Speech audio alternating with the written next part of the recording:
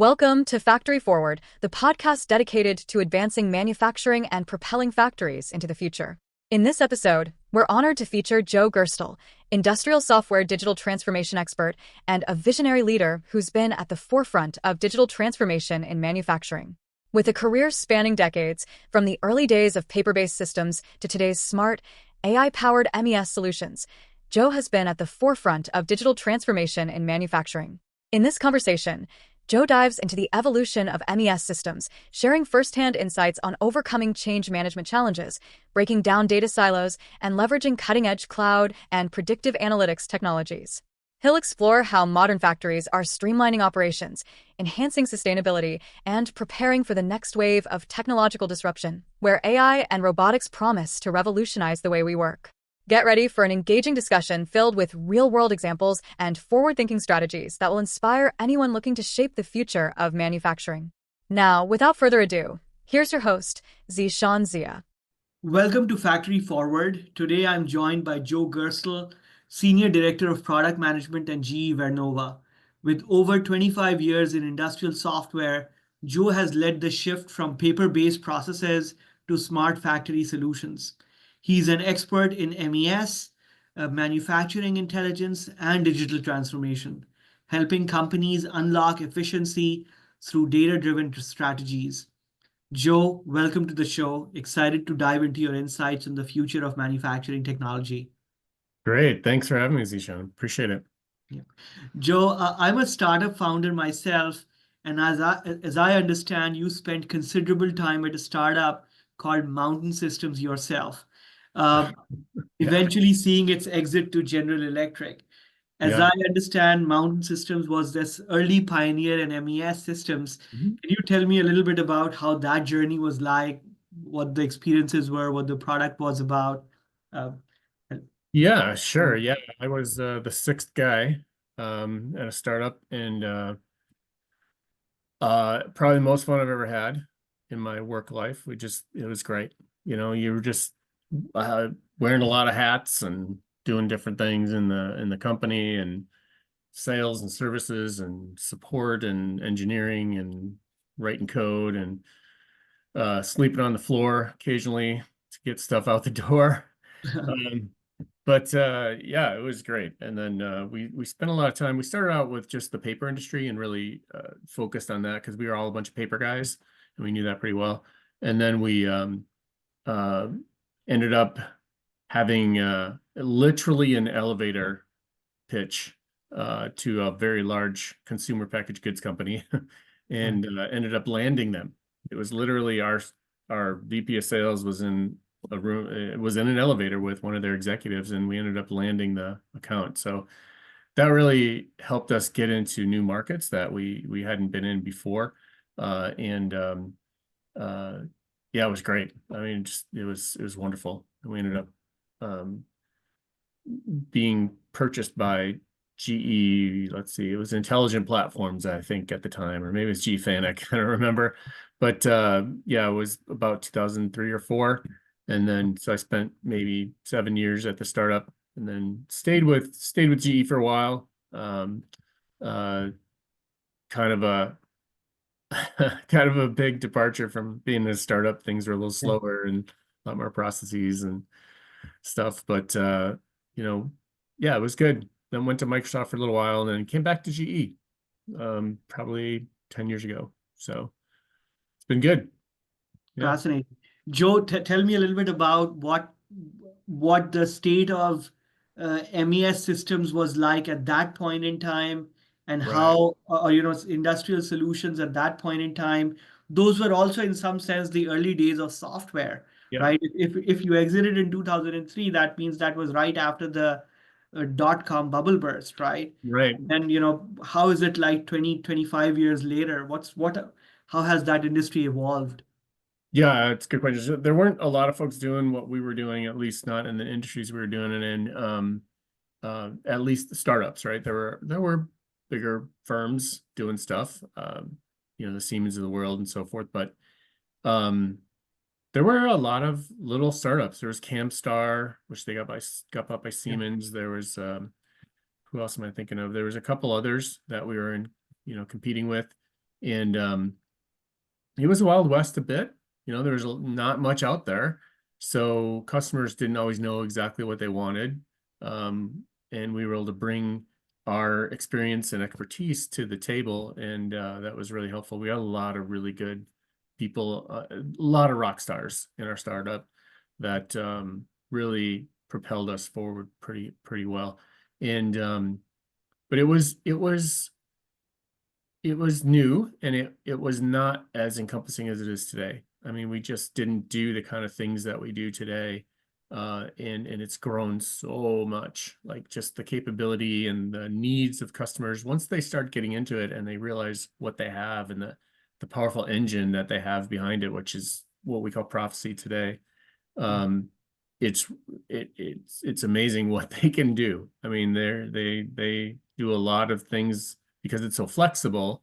They're able to do a lot of different things with it and really come up with some unique situations where there's challenging things, like when you're consuming raw material into a batch, but it's hard to know, how do you consume that, right? It's in a tank, so how do I know how much I actually use? There's a flow meter, but you have 4 batches of raw material in that tank, and so all those little things that you have to figure out, and understanding what's the counting machine on the line, what's the scheduling machine, so you know when an order started. All that stuff had to be figured out, and it was a lot harder to do back then. It's much easier than it is now. So people have come a long way, and getting off paper was a big benefit for our customers, huge benefit. And doing digital transformation way back in the early 2000s we didn't call it that back then, but that's effectively what you were doing, is taking people from paper and getting them to glass. One of the big things that I've noticed is sometimes it's really hard for customers to let go of what they were doing, because that's how we've always done it. I don't know how many times I've heard that, but you end up having to really help them see other ways to do things and to take advantage of the unique capabilities that any really MES offers. So you had to educate them as well, in addition to providing the solution itself. Yeah. And sometimes folks think it's, they just drop it in and it works.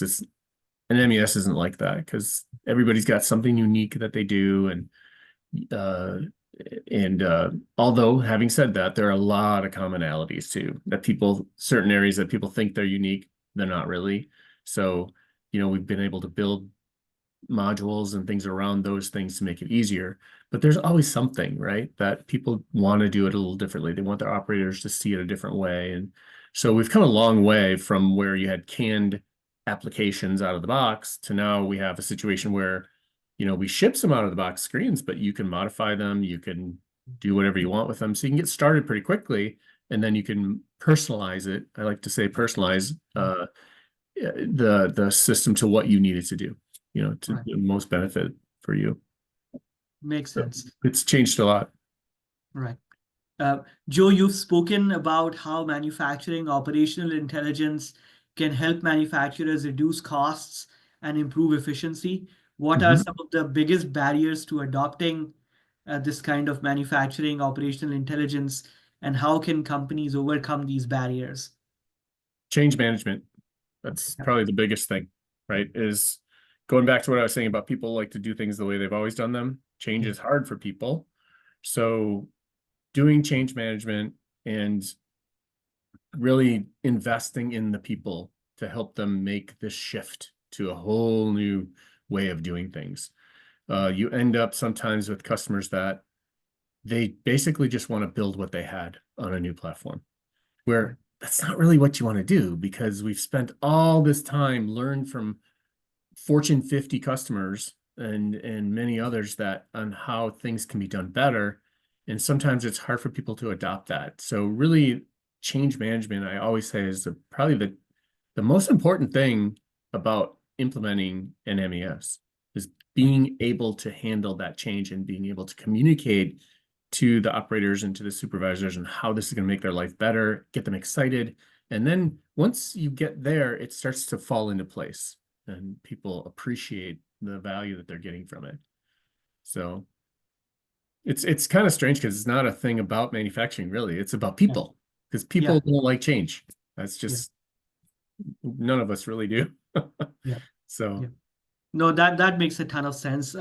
Even when I was talking to my guests in the last season, where they're not talking about technology at all, they're just talking about, let's say, vanilla lean manufacturing, and they're trying to incorporate lean manufacturing principles and those kinds of things on the Toyota production system, those kinds of things on shop floors.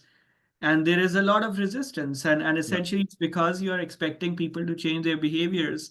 And so whether it's lean transformation or whether it's real true digital transformation, I think that right. I really appreciate that point. It makes Totally accurate. Yeah, it doesn't matter if it's if you're doing the lean part or you're implementing a whole new system. It's true. It really is. Makes sense. Uh, Joe, many manufacturers still struggle with fragmented data. Yeah. What are some of the best practices for consolidating and contextualizing data to drive these kinds of, to drive real-time decision making? Right, right. Yeah, there's a lot of silos. Yeah. And so what what we offer, what other vendors I'm sure offer, is a way to knock down those silos. So nowadays the CIOs are way more involved than they used to be, right? It used to be IT over here and OT over here, and there was a big wall between them, and they didn't talk to each other. Now it's all different because the digital transformation is being driven from the top down, and the CIOs get involved very quickly in these types of decisions. And you'll hear that from firms like IDC and from Gartner, and they'll agree that that's happening. And so that's become one of our big customers now. What does that mean? Well, that means that they are more in tune with standards and more in tune with understanding that integrating systems and having integrated data and contextual data from one side of your factory to another is really important and key. So you don't want to have a point solution that just does efficiency or OE for you, right? You want to also have a production system that adds in the orders for that. And sure, you can add your orders into maybe a point solution. Maybe it does that. Many point solutions really just do downtime. They don't even do full OE. But you could, some have an order capability to have the process order in there, but many don't, and you don't get the full context of everything and understanding, hey, what's my efficiency for this order, right? How did my order do? And that sort of thing. So integrating that all that together is really powerful and very valuable to customers. So we're doing something right now where you can put comments on just about anything in the MES, right? So if you're an operator and you say, hey, I want to add a comment, you can take a video, right? You can say, I saw this defect. You can take a picture, you can annotate it and whatnot. Well, now I might take that one part of the line. I might have another thing going on in the other part of the line that maybe another operator is working on or whatnot, and it's all in the same order. Well, I want to see all those comments together, right? So it kind of tells me a picture that I couldn't have by just looking at one part of the process, right? So now I can see this timeline of, Bob entered a comment here and, Jane entered a comment there. And I can actually see that they're all part of the same order, and I can recognize, aha, when I see this happening, down here, I can avoid a situation up front or later down the line. So downstream. Yeah.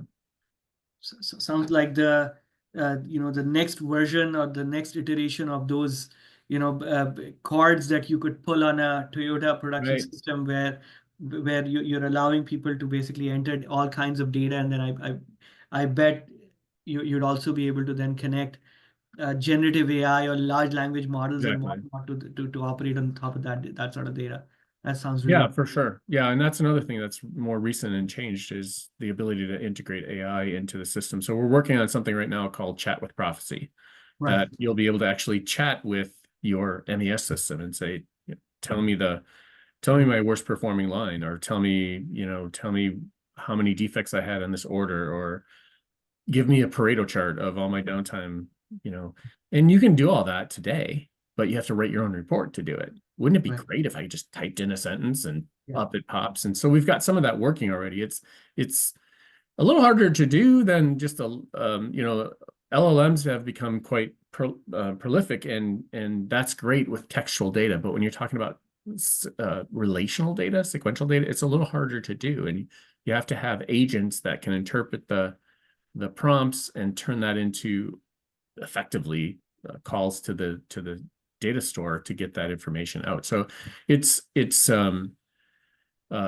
really interesting what's happening now, and the ability to integrate Gen AI and machine learning. Like we have a new module coming out soon that's going to be predictive downtime. So it'll look at your data and, based on all kinds of factors like what product was running and what shift it is and what the ambient temperature is and whatnot, when maintenance was done, and be able to say, there's a 72% chance you're going to go down at this location in the next 25 minutes.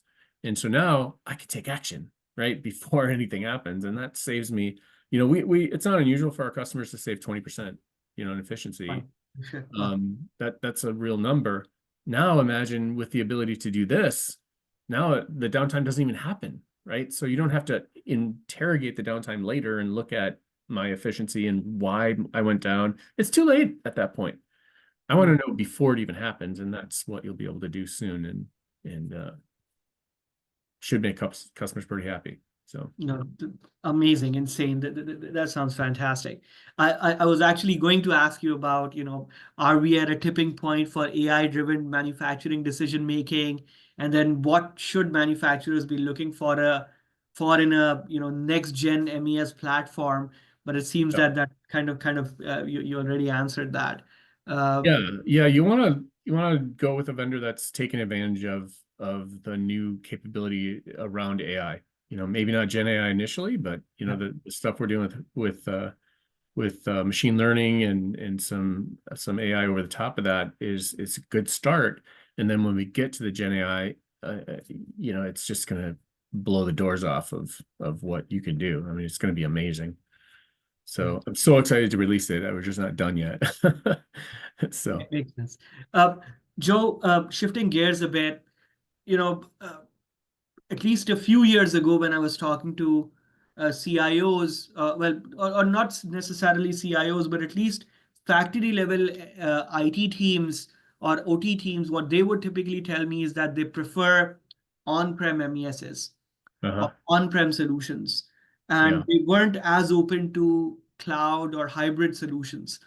Whereas, you often talk about that shift towards cloud-based MESs in your posts. What are the key benefits of a hybrid or cloud MES model, and how do manufacturers decide the right balance between cloud and on-prem? Yeah, well, there's just simple things, just physical things, right? Like we can stand up a SaaS environment in a day and have you up and running and ready to go. And then because we have a whole bunch of out-of-the-box screens, you can actually have something happening pretty quickly on your shop floor. Now in on-prem, it can take 6 months to order hardware. I mean, it's insane, but it can take that long.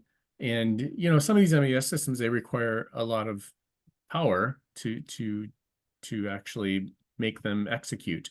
And that can take time. So it's maybe you don't have, virtual machine capacity sitting around ready to go. You got to order hardware. That's going to slow you down. So that's just a physical, real world thing that you have to, logistic thing that you have to worry about. But the other thing is the ability to let the experts take care of it for you, right? So a couple of years ago, I don't know, maybe 7 years, certainly 10 years ago, people were like, there's no freaking way I'm ever putting my MES data in the cloud.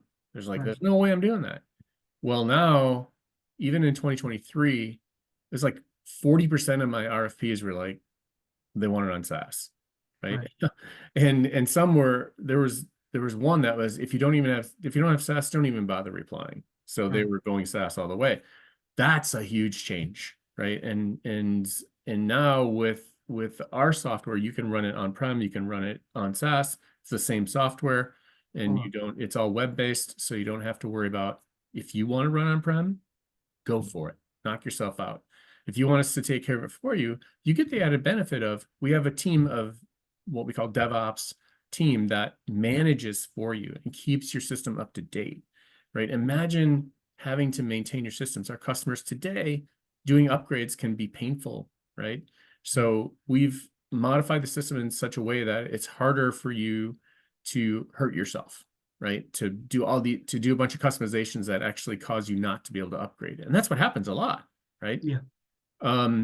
And because we've done that, customers can be confident that what they have, their configuration they've put together, will continue to run as we upgrade over time. And in the SaaS world, we can even do upgrades without bringing anybody down, right? So it's another thing that we offer, that the cloud can give you. Another thing is, hey, the vendor that we use for our data centers actually has, it's AWS, and they actually have a great green, platform. So they do a lot of unique and really great things to reduce their carbon footprint. So that's another thing that when you go to cloud, you don't have to worry about doing that. You're confident that you're being a good steward of the environment. So lots of advantages. Security is another thing, right? You can be completely secure on that SaaS environment. Now, in the old days, it wasn't as that wasn't the case. Yeah. So yeah. Makes total sense. Joe, again, another topic that I've seen you post on is first-time right manufacturing. So smart factories are increasingly focused on eliminating operator error and ensuring first-time right production. How can digitized work instructions and AI-powered guidance enhance quality and reduce rework?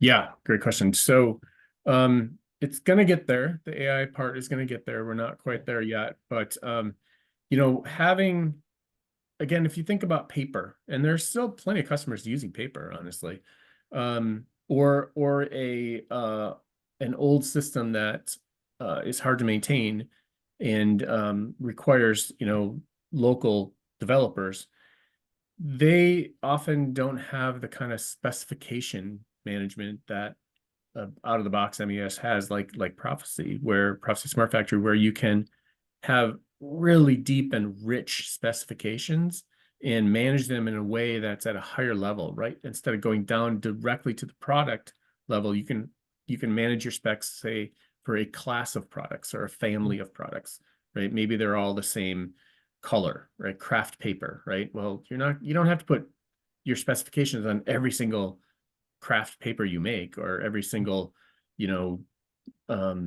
different Pop-Tart you make, or whatever it might be, because you can manage that at a high level and push it down to the various products. That saves you a lot of energy and helps you get that right the first time. And because you're an electronic system, I can tell you immediately that there's a bad value here, right? You're out of spec. You're in the warning limit, and you're soon to go out of spec.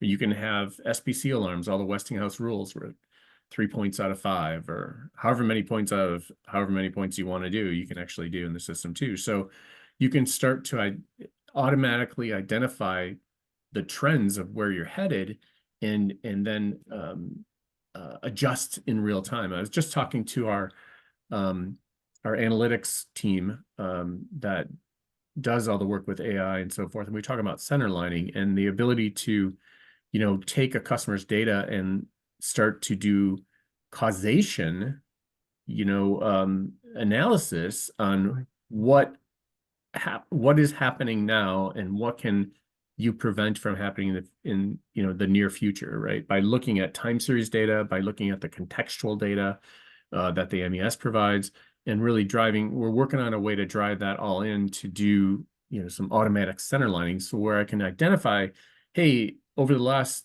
6 months, this was the best batch you produced, and then kind of use that as a template, and then compare the batches you're running to that template and say, this one looks better. This one is veering off course from your golden batch, what you might call the golden batch.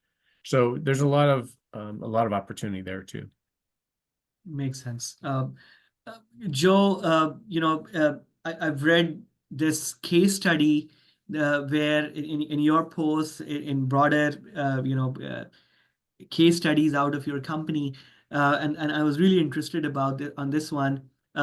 There's this large consumer packaged goods company that has leveraged your MES across 100 plus plants. Mm-hmm. What are the key lessons that other manufacturers can learn from their approach to enterprise scale digitization? Because usually when I talk to manufacturers, I'm hearing about this crawl, walk, run kind of an approach. Right. Whereas here you're talking about 100 plus plants. How does Right. that work? Yeah. I guess the word I would use is standardization, and the ability to have a consistent system that you can actually take a template of how you got, say, your, I don't know, biscuit line running, right? You might have 100 plants and maybe 10 of them all make biscuits, right? And very similar equipment, very similar process. Once you get it working in one place, and take that standardized template, and you can then roll it across using an out-of-the-box solution like Prophecy Smart Factory very easily. And we've built in capabilities to do that on purpose, and we're even adding more right now. We're working on a configuration transport tool that's going to make it even easier to do that. And you'll be able to have revisions of a template and apply it. And then we're working on our new data hub capability, which will allow you to have classes on equipment. So now you can manage your similar equipment in one place instead of managing individual pieces of equipment.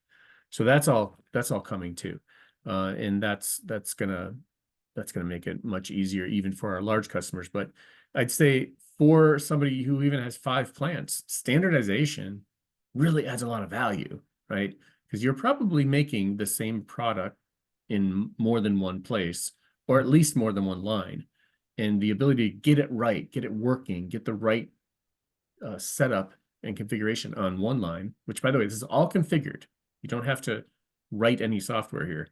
And you can write logic if you want to. In some cases, if you want to do some really complex genealogy, you're going to have to do that. But the point is that once you get that all working really well, it can be complex configuration. You can then templatize that and move it to another piece of another line that looks just like the one you configured. That's really powerful, and that's how they're doing it. And they're also working closely with their businesses. And one of the things they do is really want to reduce touches. And they work with us to say, we like this part of your software, but we have to click too many times. How do you help us stop clicking so many times? So that's the other thing that they do is really user review of what the user has to do, and they really drive into even the minor details, and it really helps because think about getting one line right, and then the ability to get 10, 20, 30 lines right, is and very quickly is so powerful. That it really, like I said, even for a smaller, not small, 5 plants is actually pretty medium-sized business. But even for somebody medium-sized, it's very helpful. Makes sense. Very powerful. Yeah. Joe, one thing that I often hear you talking about as well is sustainability, and kind of you pointed it out during our conversation a little bit earlier too. Mm-hmm. Sustainability is becoming a major focus. How can AI-powered manufacturing software contribute to both sustainability goals and profitability? Yeah.